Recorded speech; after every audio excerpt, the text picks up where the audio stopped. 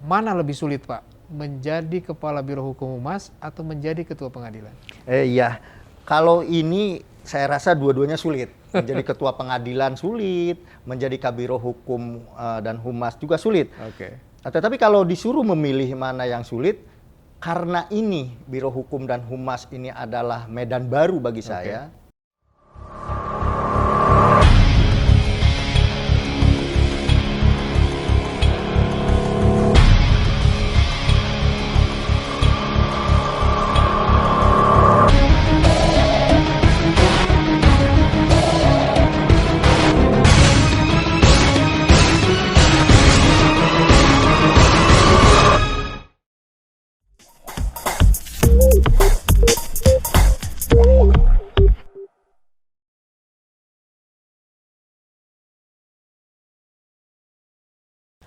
Assalamualaikum warahmatullahi wabarakatuh. Bersama saya Dewi Witanto dalam channel Mari Berbincang. Obrolan seputar hukum dan peradilan yang dikemas secara tajam, rileks, dan edukatif. Pada episode kali ini kita akan berbincang-bincang dengan Kepala Biro Hukum Humas Mahkamah Agung yang baru, Bapak Dr. Haji Sobandi SHMH.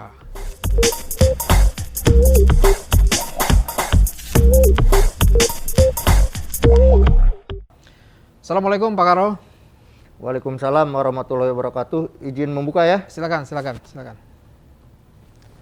Bagaimana kabarnya nih? Sepertinya sibuk sekali Pak Karo ini. Ya, alhamdulillah sehat, kabar baik. Ya, barusan pulang dari DPR, rapat dengar pendapat mengenai pembentukan undang-undang Pengadilan Tinggi, Tinggi Tata Usaha Negara, dan Pengadilan Tinggi Agama. Jadi baru nyampe nih. Oke. Terima kasih sekali nih Pak Karo sudah menyempatkan diri untuk berbincang-bincang di Mari Berbincang ini. Saya akan mulai ke pertanyaan pertama Pak Karo. Pak Karo kalau tidak salah sudah 2 bulan dilantik menjadi Kepala Biro Hukum dan Humas Mahkamah Agung. Apa kira-kira Pak program prioritas Bapak minimal 100 hari pertama Bapak menjabat? Iya, terima kasih sudah diundang di podcast ini. Betul, 30 Agustus saya dilantik menjadi Kabiro Hukum dan Humas Mahkamah Agung RI, kurang lebih 2 bulan. Program 100 hari kita sudah rapatkan dengan bagian-bagian di Biro Hukum, ada 5 bagian di Biro Hukum itu. Nah, tetapi kita prioritaskan mana yang harus kita kerjakan dahulu. Misalnya di bidang hubungan antar lembaga, kita prioritaskan tahun depan harus membangun TPMA. TPMA ya? TP Mahkamah Agung. Kita sudah mempelajari benchmarking dengan TP Parlemen, dengan MNC, dan MTEK. Itu yang pertama di bidang hubla. Di bidang peraturan perundang-undangan, tadi saya sampaikan baru pulang menyusun pembentukan undang-undang pembentukan Pengadilan Tinggi Agama, Pengadilan Tinggi Tata Usaha Negara. Ada 13 pengadilan tinggi. Insya Allah di pertengahan November mudah-mudahan disetujui menjadi undang-undang dan segera berdiri Pengadilan Tinggi Agama maupun Pengadilan Tinggi Tata Usaha Negara. Dan yang ketiga, kita juga ingin menyelesaikan hutang mengenai aplikasi SIPP, Fitur Kepailitan dan PKPU. Alhamdulillah 30 September kemarin, 30 Oktober kemarin baru selesai tim Depel menyelesaikan dan tinggal melaporkan kepada pimpinan Ketua Mahkamah Agung maupun Wakil Ketua Mahkamah Agung bahwa kita siap meluncing SIPP, Fitur Kepailitan dan PKPU. Kalau tidak salah saya mendengar Bapak tadi ya bahwa dari 5 bagian itu ada 3 fungsi yang sangat vital ya di Biro Hukum Humas ini. Pertama adalah fungsi kehumasan, kemudian kebijakan, dan ketiga IT ya. Betul. Nah, kira-kira Pak dari 3 fungsi vital itu mana yang harus paling didahulukan atau diprioritaskan untuk Bapak kerjakan? Saya melihat bahwa yang perlu kita prioritaskan dan perlu kita utamakan atau dahulukan itu adalah di bidang teknologi informasi komunikasi. IT-nya ya? IT. Karena kita juga sudah mengetahui bahwa pemerintahan sekarang harus berbasis elektronik. Oke.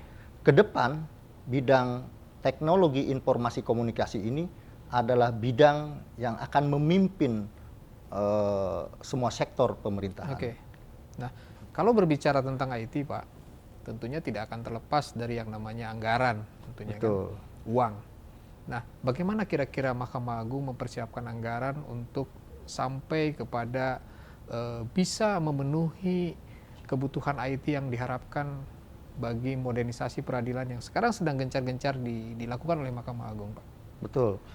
Tentu kita harus meminta dukungan dari pihak DPR, pihak pemerintah, dan perlu diketahui bahwa server kita dan sarana prasarana TIK di Biro Hukum Humas tahun 2020 akhir tahun kemarin kita mendapatkan sumbangan sekitar atau bantuan sekitar 250 miliar. Dari mana itu, Pak? Dari pemerintah dan DPR tentunya. Oke. Sudah dianggarkan. Dan untuk tahun depan kemungkinan akan ditambah lagi sekitar 500 miliar. Oh gitu ya. Ya. Jadi memang ini juga disupport sekali oleh pemerintah, Pak, Disupport sekali oleh pemerintah dan DPR. Nah, untuk kondisi saat ini, Pak, sebetulnya IT kita itu seperti apa, Pak? Iya, IT kita ini kondisi saat ini memang menggunakan alat-alat atau sarana prasarana yang sudah lama tidak diperbaharui. Oke. Ya, sejak tahun 2012 kurang lebih SIPP servernya itu. Nah, tahun 2020 alhamdulillah sudah diadakan pengadaan baru mengenai server dan alat-alat yang lain. Dan tahun 2022 mudah-mudahan akan ditambah lagi. Maaf tadi bukan 2020, 2021 ya. Oke. Berapa tahun Bapak sanggup untuk menyelesaikan persoalan IT ini? Ya, persoalan teknologi informasi ini memang selain pemenuhan sarana dan prasarana, tentu perlu kita kaji bebannya, ya, terutama di bidang SDM. Nah, ini harus diadakan, menurut saya, diadakan perubahan atau reorganisasi sehingga bidang TI bukan lagi menjadi bagian dari Biro Hukum dan Humas, melainkan harus berdiri sendiri menjadi setidaknya eselon 2. Oh, eselon 2 gitu. ya. Nah, untuk target saya mudah-mudahan 2 atau 3 tahun ke depan bisa diselesaikan permasalahan di Biro Hukum dan Humas, khususnya di bidang teknologi informasi menjadi berdiri sendiri sebagai biro. Oke, 2 atau 3 tahun. 2 atau 3 tahun, mudah-mudahan bisa terwujud. Baik Pak Karo, sebelum saya melanjutkan ke pertanyaan berikutnya, saya ingin menyampaikan sebuah kuis bagi Sobat MA dimanapun Anda berada. Nanti di akhir acara akan ada pertanyaan, dan bagi pemenangnya ada hadiah menarik dari Humas Mahkamah Agung. Jangan lupa saksikan acara ini sampai dengan selesai.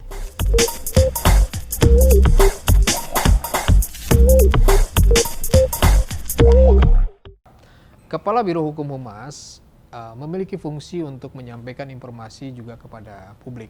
Di Mahkamah Agung ini ada juru bicara. Nah, bagaimana Bapak membagi tugas antara Kepala Biro Hukum Humas yang sekarang dijabat Bapak dengan juru bicara yang notabene sekarang dijabat oleh Yang Mulia Bapak Andi Samsan Ngandro, Wakil Ketua Mahkamah Agung bidang yudisial.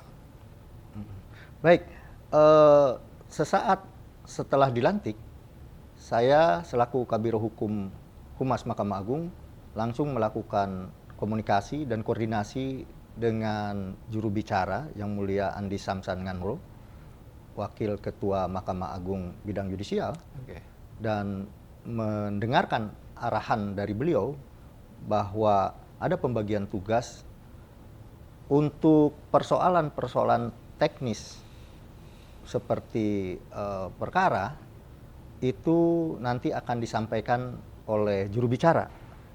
Sedangkan untuk persoalan-persoalan non teknis itu diserahkan kepada Biro Hukum dan Humas. Bahkan beliau menambahkan mungkin ada beberapa persoalan teknis yang nanti sesuai arahan dari beliau akan diserahkan kepada saya, tentunya sebelumnya harus melakukan komunikasi. Oke. Nah, selama ini apa yang Bapak lakukan? Tentunya Bapak kan mempunyai tugas untuk membangun relasi dengan pihak media. Iya. Apa yang sekarang Bapak lakukan atau Bapak kerjakan untuk bisa menjalin komunikasi dengan pihak media? Iya, betul. Media itu sangat berperan penting di dalam meningkatkan citra lembaga, ya. Untuk itu saya memahami itu, maka kita langsung mengadakan pertemuan dengan media atau Kopi Morning, ya. Oke. Saya rencanakan sih sebulan sekali, ya. Kita pernah, tetapi mungkin kondisi sekarang pandemi dan lain sebagainya sehingga belum bisa dilaksanakan bulan kedua ini. Itu yang pertama. Yang kedua, saya membentuk grup-grup WA dengan rekan-rekan media maupun dengan grup-grup juru bicara. Oke. Juru bicara seluruh pengadilan baik di peradilan umum, peradilan tata usaha negara maupun peradilan militer. Mereka tergabung dalam satu grup. Jadi sehingga kita mudah berkomunikasi baik dengan wartawan atau dengan media itu keluar maupun ke dalam dengan juru bicara di seluruh peradilan di Indonesia.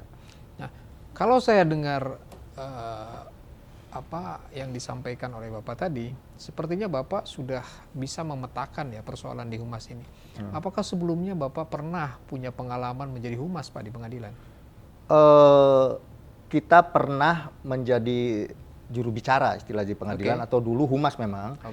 Di Indramayu pernah sekali di Pengadilan Negeri Indramayu itu, tetapi memang setiap saya memimpin menjadi ketua pengadilan, rekan-rekan media selalu saya rangkul, bukan dalam arti negatif, tetapi untuk meningkatkan setiap pengadilan untuk komunikasi, memberikan informasi-informasi yang positif untuk pengadilan. Oke, pertanyaan selanjutnya, Pak.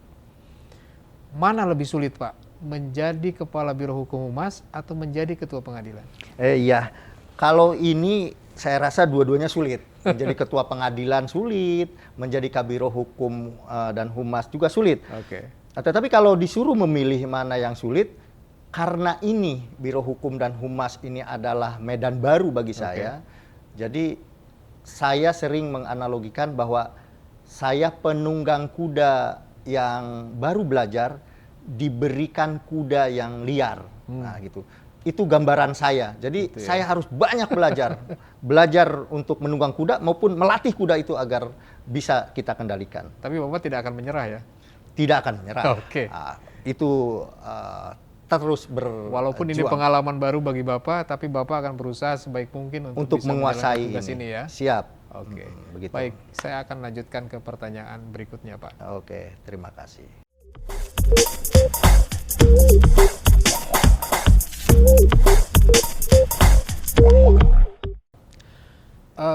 Dimensi peradaban sekarang kan sedang sangat maju, Pak ya. Artinya bahwa semua kehidupan baik yang bersifat kemasyarakatan maupun kedinasan sekarang sudah mengarah kepada digitalisasi. Nah, Bapak sebagai Kepala Biro Hukum Humas tentunya juga memerankan fungsi itu, gitu ya. Tetapi yang ingin saya tanyakan kepada Bapak adalah apa sih, Pak, harapan Bapak ke depan untuk membawa Biro Hukum Humas ini di era milenial sekarang ini? Tentunya Bapak sebagai, ya kalau bisa dibilang generasi milenial lah, walaupun mungkin sudah nambah-nambah dikit lah, gitu ya, sudah lewat-lewat dikit lah.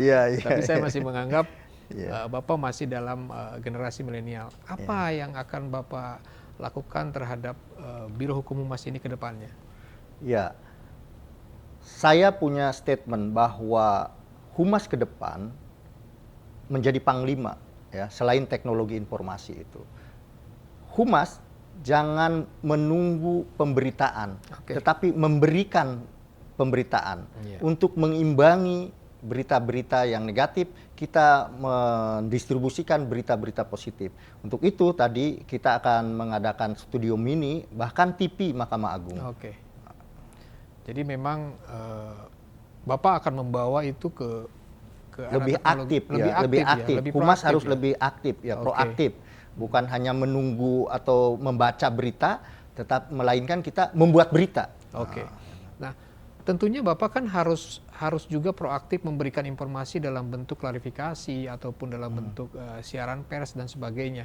Nah, seringkali Pak, orang yang memberikan informasi di publik dan di media itu mungkin saja salah bicara atau keceletot atau keseleo lidah dan sebagainya. Apa yang Bapak lakukan seandainya nanti suatu saat ternyata Bapak salah menyampaikan informasi?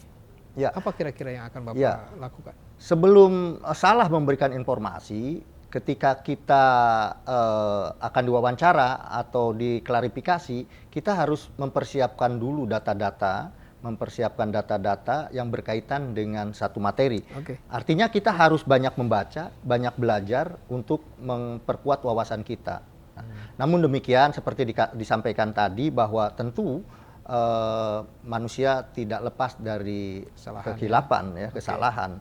Nah, dalam hal ketika kita salah membuat statement, membuat pernyataan, ya kita harus kesatria mengakui itu dan meralatnya. Gitu. Pertanyaan terakhir, Pak. Kenapa Bapak memilih sebagai Kepala Biro Hukum dan Humas? Padahal pada saat yang bersamaan Bapak juga sebagai Wakil Ketua Pengadilan Negeri Jakarta Pusat. Jakarta Pusat tuh Pak. Wakil Ketua Pengadilan Negeri Jakarta Pusat itu adalah jabatan yang sangat prestisius. Kenapa Bapak memilih sebagai Kepala Biro? Ya, itu pertanyaan yang berat. Pertanyaan yang berat. Jadi memang Wakil Ketua Pengadilan Negeri Jakarta Pusat itu saya jabat 1 bulan 7 hari.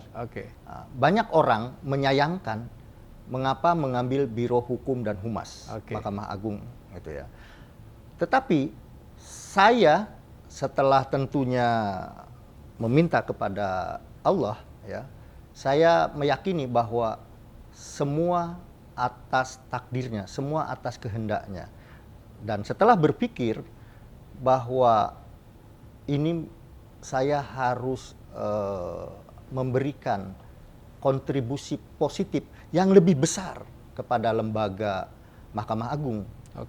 Selama ini Biro Hukum dan Humas memang kosong, ya, belum ada penggantinya. Saya mencoba menawarkan diri bahwa saya ingin memberikan tenaga, pikiran saya untuk lembaga meningkatkan kapasitas saya juga tentunya. Apakah secara karir itu lebih baik daripada Bapak menjabat sebagai Wakil Ketua Pengadilan Negeri Jakarta Pusat? Ya, saya tidak bisa menilai apakah ini lebih baik, apakah itu di PN lebih baik. Ya, banyak orang tadi saya katakan menyayangkan, gitu. Tapi saya sendiri sekarang ikhlas untuk menjalani selaku Kepala Biro Hukum dan Humas. Baik, Pak Karo, mungkin ada yang mau disampaikan kepada Sobat MA di seluruh Indonesia, silakan. Sobat Mahkamah Agung dimanapun berada, kami berpesan bahwa Mahkamah Agung bukan hanya milik hakim maupun aparatur pengadilan, melainkan milik kita semua, milik masyarakat, termasuk Sobat Mahkamah Agung. Mari kita jaga lembaga Mahkamah Agung tercinta ini agar tetap menjadi lembaga terpercaya dan berwibawa. Terima kasih Pak Kabiro terima atas kasih kembali. Kesempatan waktu yang telah diberikan. Semoga Bapak senantiasa sehat dan sukses selalu. Sebelum mengakhiri episode ini, saya ingin memberikan sebuah pesan untuk sahabat MA dimanapun Anda berada. Pilihan terbaik bukanlah tentang mana yang paling menguntungkan bagi kita, tetapi mana yang paling bermanfaat bagi banyak orang. Semoga menginspirasi bagi kita semua. Sampai jumpa di episode berikutnya. Assalamualaikum warahmatullahi wabarakatuh.